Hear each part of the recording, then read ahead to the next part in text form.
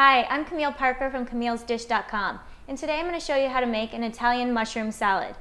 We're going to use two different kinds of mushrooms, cremini mushrooms and oyster mushrooms, as well as fresh parsley and fresh thyme, and we're going to add some farro to it as well. And then we're going to dress it with a little bit of red wine vinegar, olive oil, salt, and pepper. So what I like to do is take a little bit of the raw out of the mushrooms. So what I'm going to do is just add a little bit of olive oil to the pan, and I'm just going to quickly saute them. Now I don't want to cook them all the way down because I like the meatiness of the mushrooms and I want to keep that. But I don't want it to be a raw mushroom salad, so I'm going to cook them just a little bit.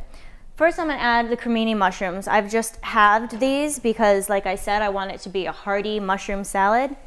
And I'm just going to add these first before I add the oyster mushrooms, because the oyster mushrooms are much more delicate and they don't need nearly as much time in the pan as the cremini mushrooms. So just going to go with that real quick. I'm going to add a little bit of salt.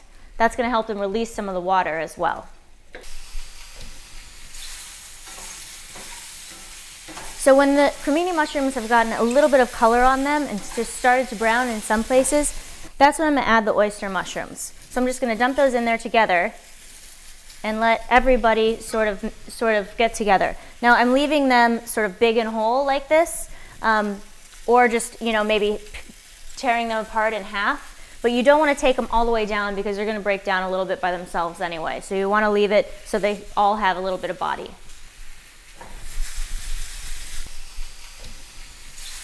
Okay, so now that my mushrooms have cooked down a little bit, they've started to soften and they're releasing some of their juices. I'm going to take them off of the heat and set them aside to cool.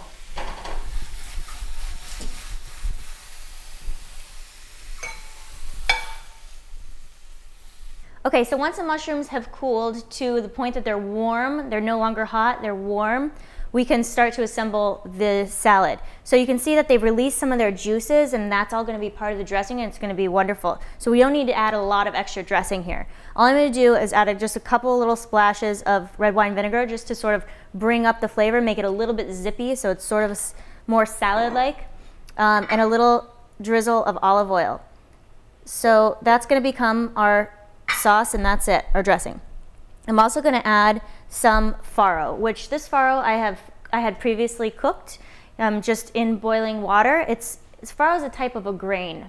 So if you're not familiar with it or don't want to cook it, you could use something else like barley or whatever your favorite grain is, maybe even quinoa. So this is going to make it sort of more of a hearty salad. So the mushrooms and the farro together. Now the farro is also going to absorb a little bit of the liquid from the mushrooms and become extra wonderfully delicious. So I like to make sure that the farro is cooked only to al dente and not over, because we want it to sort of have room to continue to absorb once it gets in the liquid with the mushrooms. So now I'm going to add the freshness to it. With mushrooms often goes thyme, and so that's what I'm going to do. I'm going to pick some fresh thyme and throw it in there. Just real quickly like that. You could also have added some sprigs of thyme to the mushrooms when they were cooking, and that would impart the flavor as well. So I'm just peeling the leaves from the stem here, and that may be enough. Maybe just 4 sprigs is all I'm using here.